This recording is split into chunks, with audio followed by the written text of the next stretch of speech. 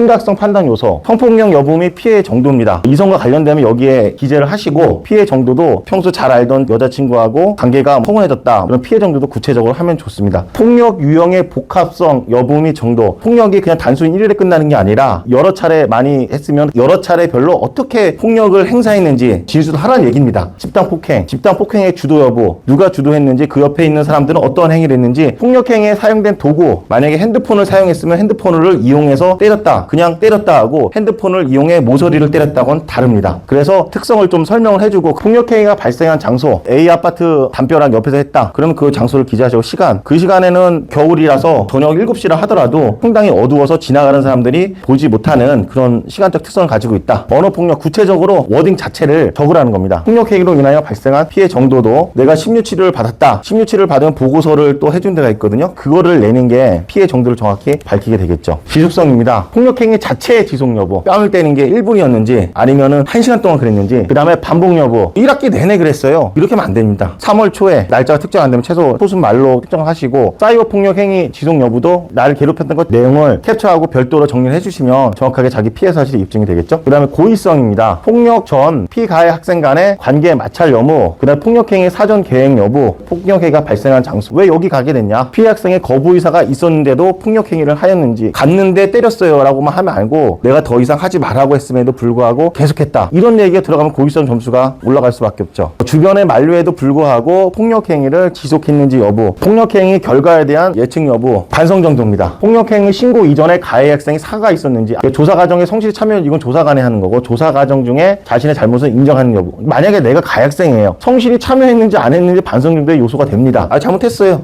조치받으면 되잖아요. 이래버리면 진심이 느껴지겠습니까?